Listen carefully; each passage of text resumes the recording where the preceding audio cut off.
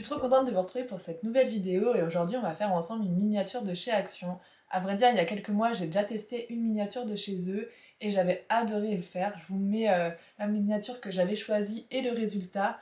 Clairement c'était une super activité, j'avais mis à peu près 15 heures à la réaliser et j'avais adoré tous ces petits détails, toutes les techniques différentes qu'il fallait utiliser. Le seul point négatif c'était la peinture, mais voilà un peu pourquoi j'ai eu envie de retester l'expérience. Et du coup dans mon action j'ai trouvé une nouvelle miniature sous une autre forme, sous une forme de cloche. Donc je vous montre la miniature. Donc voici la miniature, c'est la miniature T-Party. Dans mon action, si je me souviens, il y avait trois modèles différents, un rose, un vert et le bleu. Je ne sais plus ce que c'était en fait le rose et le vert en termes d'illustration à l'intérieur, mais j'ai choisi celle-ci parce que c'est clairement inspiré d'Alice au Pays des Merveilles et j'adore ce film. Et en plus, j'adore le côté cloche en fait de cette miniature, je trouve que ça change des kits traditionnels. Comme l'autre miniature de chez Action, elle est aussi éclairée. Euh, et après, niveau matériel, je pense que c'est similairement la même chose, mais on va découvrir ça ensemble.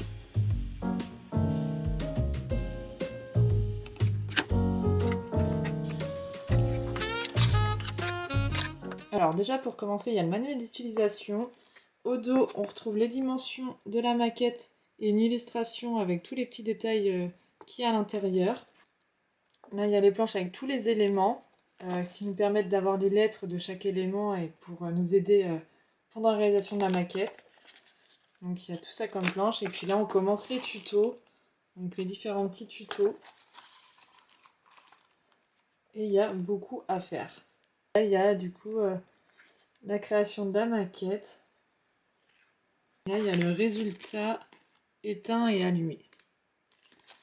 Donc ensuite, on a les petites planches à découper qui nous permettront de coller sur les différents éléments. Ensuite, il y a une sorte d'arbre qui sera sans doute au centre de la maquette. Là, il y a toutes les petites planches de bois. Là, c'est le socle de la miniature. Donc, ce qui est pratique cette fois, c'est que, le branchement en fait est plus joli vu que comment pour allumer et éteindre la maquette, c'est juste en dessous. Et là, il y a les deux fils qu'on devra relier par la suite. Et ensuite, là, c'est la cloche. Il y a la peinture, mais c'est pas la même peinture que la dernière fois, donc on va quand même tester, voir la qualité de celle-ci. Ensuite, il y a plein de petits éléments. En fait, ce qui est bien, c'est que tous les éléments, comme vous voyez, sont rangés dans des sachets, en fait, avec une lettre. Ce qui permet, en fait, de se repérer quand on fait le montage. La cloche en plastique. Il y a un film protecteur dessus qu'on retirera à la fin pour éviter de trop l'abîmer pendant la création. Bon, en tout cas, je suis toujours aussi contente de cet unboxing. Je trouve que c'est toujours aussi varié en fait les techniques qu'il y a à faire pour faire les miniatures. Il y a quand même encore beaucoup de petits éléments à faire et ça c'est hyper cool parce que j'avais peur qu'il y en ait beaucoup moins en fait que la précédente maquette. Clairement, il y en a moins, mais je trouve que ça reste hyper raisonnable tout ce qu'il y a à faire et ça touche aussi différentes techniques. Donc voilà un peu le premier ressenti de cette petite miniature. Dites-moi d'ailleurs si vous avez testé cette miniature ou si vous avez testé un autre modèle ou que ça soit même d'une autre marque et est-ce que vous en avez pensé. D'ailleurs, si vous avez des recommandations à me faire pour des miniatures version Book Nook, j'ai trop envie d'en faire mais je sais pas vers quelle marque me tourner et quel Book Nook choisir. Donc dites-moi si vous avez des recommandations à me faire en commentaire. Je pense qu'on va commencer directement par le premier tuto. C'est celui-ci, c'est la petite chaise, comme ça va nous permettre de tester la peinture et voir la qualité. Et puis voilà, donc j'installe tout ça et on y va. Bon, clairement, je vais pas utiliser le pinceau parce que je sais pas si vous voyez l'état, mais c'est une catastrophe, comme au précédent kit. Donc, je vais sortir un de mes pinceaux et on va ouvrir ceci.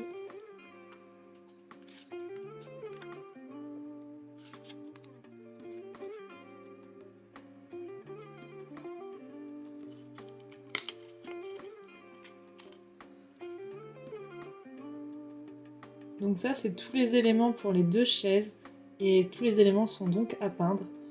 Donc je vais tout poser sur une feuille Donc avant de peindre, je viens poncer en fait les petites pièces pour enlever en fait tous les petits morceaux de bois en trop pour avoir un plus joli résultat. Il y a une petite feuille de papier à poncer qui est fournie avec le kit.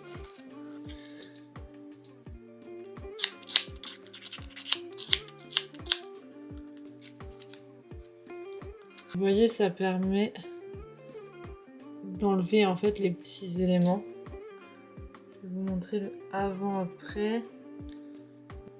Par exemple, elle je l'ai poncée, elle je l'ai pas poncée. Donc c'est vraiment quand même important de poncer pour éviter justement d'avoir des petits éléments irréguliers sur les contours.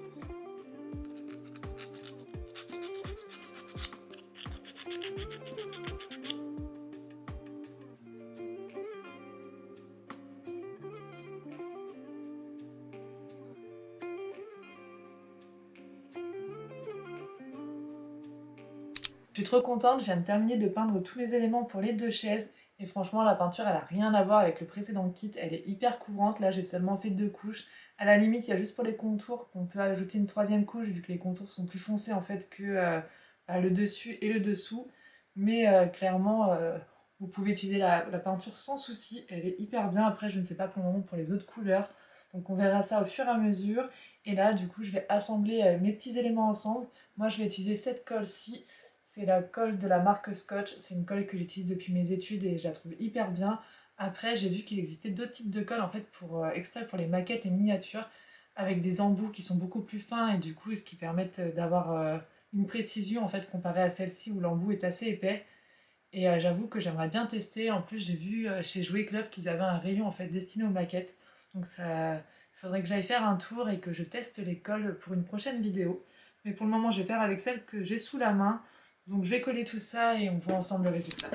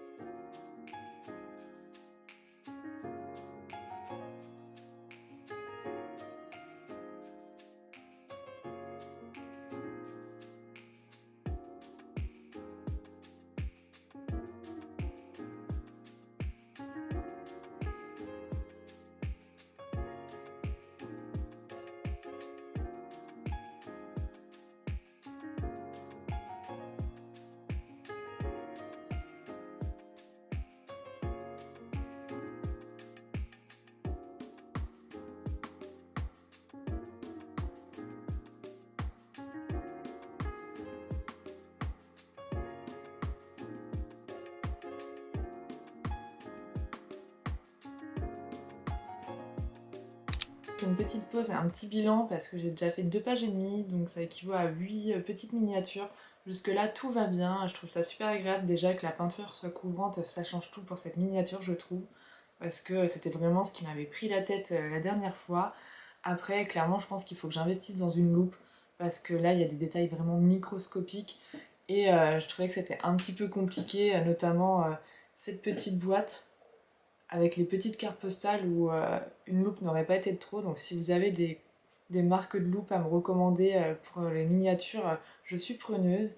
Et clairement, je conseille vraiment d'avoir au moins 2 pinces à épiler. Moi j'en ai 2 différentes pour faire cette miniature parce que là il y a beaucoup de détails microscopiques. Et sinon, il y a juste des parties métalliques que j'ai pas réussi à faire, notamment à la porte. En fait, normalement, il y a une petite sorte de serrure de poignée à ajouter en plus en fil de fer. Et clairement, en fait, j'arrivais pas à tordre le fil de fer. Dites-moi s'il y a un outil en fait qu'il me faudrait en plus parce que là, j'ai actuellement du coup 2 pinces à épiler. J'ai que je retrouve. J'ai une petite pince coupante et j'ai des ciseaux à bout hyper pointu, mais clairement ça me suffisait pas. En fait, j'arrive pas du tout à tordre le fil avec le fil, je crois que c'était 1 cm de long qu'il fallait et j'arrive pas à faire une jolie boucle. Donc j'ai abandonné cette petite partie et pareil, j'ai abandonné sur le tapis de jeu, sur celui-ci. J'ai abandonné, en fait, il y a une sorte de petit rond métallique à mettre au dos de la montre à gousset. Et pareil, j'ai pas réussi. Alors j'ai collé directement la montre sur le tapis. Mais dites-moi si vous avez des astuces en fait pour faire des tout petits ronds en fil de fer parce qu'en fait à part en fait j'ai enlevé la couleur du fil ou je l'aplatissais et ça rendait rien de joli. Donc voilà un peu le bilan jusqu'ici et j'ai vraiment hâte de continuer cette maquette parce que je la trouve hyper chouette, j'adore les petits détails qui sont mis dans ce kit. Donc là je pense que je vais continuer encore au moins 2-3 petits éléments et j'arrêterai pour aujourd'hui et je reprendrai demain la suite de cette maquette. Donc là je vais donc commencer par les fanions, la sorte de pancarte. En fait donc là j'en suis là. Je vais faire cette petite guirlande, celle-ci, et je pense que je vais essayer de faire l'arche qui est ici. Et puis je m'arrêterai pour aujourd'hui et je continuerai demain à terminer cette petite maquette. D'ailleurs, elle est bien moins longue que la précédente. Parce que là, du coup, il me reste encore 1, 2, 3, 3 pages et demie en double page de petites miniatures. Et après, on passe à la réalisation de la maquette finale.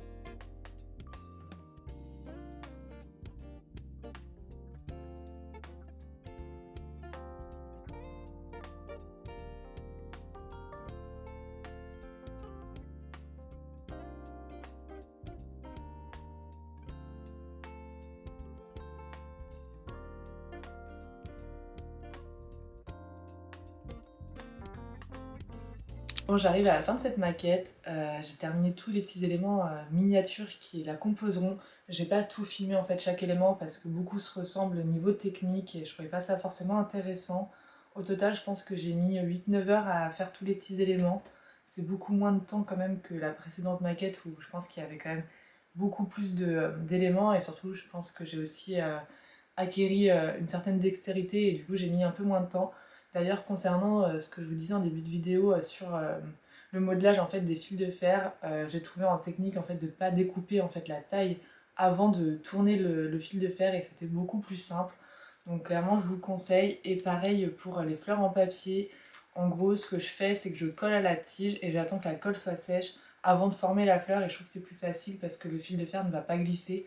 Et je faisais un peu cette erreur au début de vouloir aller trop vite et clairement ça devenait trop compliqué. Après, les fleurs restent compliquées à faire, c'est quand même minuscule. D'ailleurs, dans cette maquette, je trouve qu'il y a beaucoup d'éléments vraiment minuscules à réaliser et c'est ce qui complexifie un peu la tâche. Mais après, je trouve que le rendu est de meilleure qualité, le rendu final. Je trouve que les éléments sont plus jolis, les finitions aussi. Et franchement, j'ai pris un énorme plaisir à faire toutes ces petites miniatures. Donc voilà un peu la première conclusion de cette maquette. Et là, je vais donc enfin attaquer la structure. J'ai regardé un petit peu les différentes étapes. Il reste de la peinture, des éléments à coller, à tout disposer. Et puis en fait, il y a une sorte de toit verrière où il y a des fleurs aussi en papier à coller. Donc je pense qu'il me reste encore une bonne heure de miniature à faire. Et je pourrai enfin observer le résultat. J'ai vraiment trop hâte. Ah aussi, il reste le branchement électrique. J'espère que je vais pas trop galérer. Donc là, je vais commencer par les premières étapes de coller en fait les différents fonds sur les plaques en bois. Et ensuite, si je suis le mode d'emploi, on passera au niveau électrique en fait de cette maquette.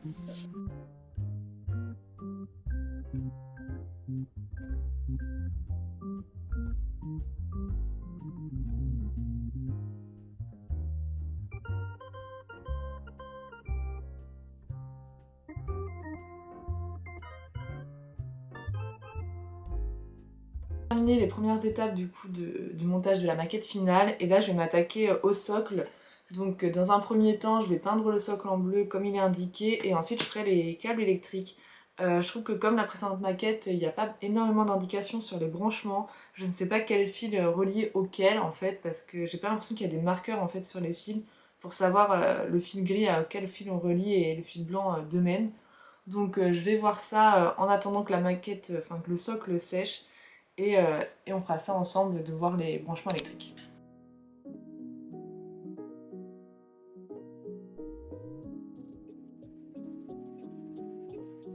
Je viens de faire la première couche du socle et je vous avoue que je suis super surprise. Je pensais que la peinture n'allait pas du tout adhérer en fait à cette surface qui est plastifiée et au contraire ça fonctionne super bien. Je pense quand même que je vais faire une deuxième couche parce qu'il reste des endroits en fait où c'est encore gris. Mais vraiment c'est vraiment la surprise en fait pour moi de ce kit, c'est la qualité de la peinture. Après sincèrement je pense que sur la durée la peinture ne tiendra pas totalement sur le plastique, ça risque un peu de s'écailler. Sachant qu'il n'y a pas de sous-couche en fait de fourni dans ce kit. Mais franchement la qualité elle est quand même au rendez-vous. Donc là je vais attendre que ça sèche, je vais faire une deuxième couche et on passera enfin au câble électrique. Le socle est enfin fini d'être peint et sec et en attendant en fait j'en ai profité pour regarder un peu plus en détail les fils et j'ai remarqué en fait que dans les deux petits fils liés à la guirlande, et ben, il y en avait un qui était légèrement plus blanc et un légèrement plus gris. Donc je vais voir si ça correspond en fait, je vais relier le blanc avec le blanc et le gris avec le gris. Et je vais faire un test avant de mettre la gaine, comme ça si jamais c'était pas les bons câblages, bah, je vais pouvoir le recommencer. Donc je vais essayer ça et on va voir ensemble si ça fonctionne.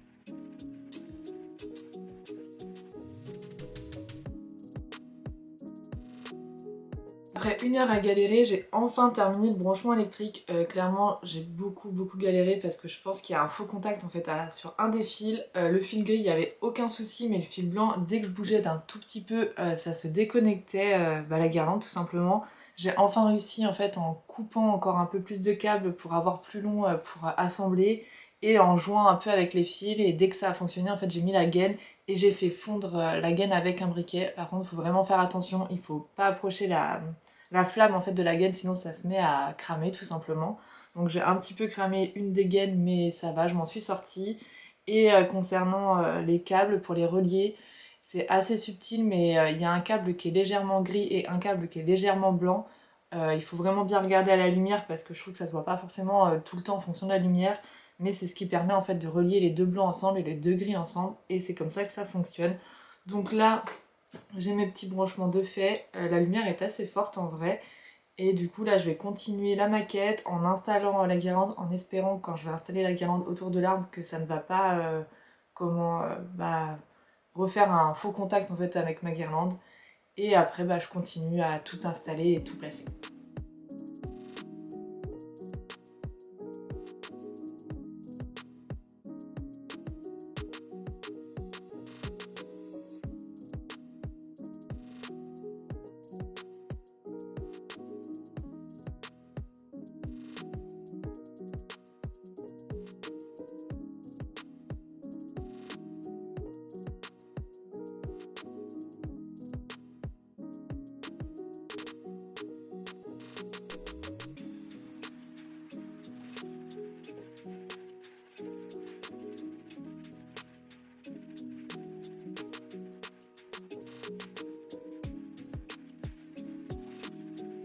trop contente, je viens enfin de terminer cette maquette. Je pense que j'ai mis environ 15 heures à la réaliser. Ce qui m'a mis le plus de temps à vrai dire, c'est quand même les temps de séchage, que ça soit la colle ou la peinture. C'est des temps d'attente et pour ma part, comme j'ai suivi le mode d'emploi de A à Z dans le sens du déroulé, ça m'a mis plus de temps vu qu'à chaque fois il fallait que je ressorte la peinture, la colle, etc. Donc je vous conseille pour votre part, si vous souhaitez la réaliser, de peindre tout en fait ensemble, de bien regarder tout le mode d'emploi et de regrouper en fait certaines étapes, comme ça gagne du temps. Mais en tout cas, j'ai pris un réel plaisir à la faire. J'ai juste ajouté à la fin des petites branches en fait qui me restaient sur la verrière. Je trouvais que ça rendait un peu plus joli. Puis sinon, sincèrement, pour le prix, cette maquette est vraiment intéressante. Je crois qu'elle coûtait 15-16 € et je trouve que vu la qualité cette fois de la peinture et des différentes petites miniatures, il y a vraiment une richesse en fait de technique. Je trouve que ça les vaut amplement. Après, j'aimerais bien pour la suite réaliser d'autres maquettes de d'autres marques pour tester en fait différentes qualités. Donc si vous avez des marques à me recommander, je suis preneuse. Laissez-moi un petit commentaire pour qu'ensuite je puisse choisir une nouvelle miniature à réaliser. Dans les prochaines semaines, je vais réaliser une miniature, mais cette fois je vais la réaliser de A à Z sans kit parce que je souhaite participer au festival miniature. Je ne sais pas si vous connaissez, mais en tout cas, si vous êtes fan de miniatures, de maquettes, je pense que ça pourrait vivement vous intéresser. Je vous mets toutes les infos en barre de description. En fait, c'est une créatrice sur Instagram qui a lancé ce festival, je crois qu'il y a déjà 3 ans. J'avais participé l'année dernière et cette année, je participe à nouveau. Le thème, c'est les salles obscures, donc c'est les dessins animés, les films. Et il faut reproduire en fait une scène culte d'un film ou d'un dessin animé en miniature dans une valisette. Donc je pense que je vous filmerai toutes les étapes de cette nouvelle maquette où là, cette fois, je n'aurai pas de mode d'emploi et je serai totalement libre. Donc voilà, cette vidéo s'achève là. Donc dites-moi si vous avez des conseils à me donner pour les miniatures, si vous avez des outils que vous trouvez indispensables et surtout si vous avez testé cette maquette, ce que vous en avez pensé. Si vous avez réalisé les 2 autres modèles aussi, je veux bien en savoir un peu plus. Et puis moi, je vous dis à très vite pour une nouvelle vidéo.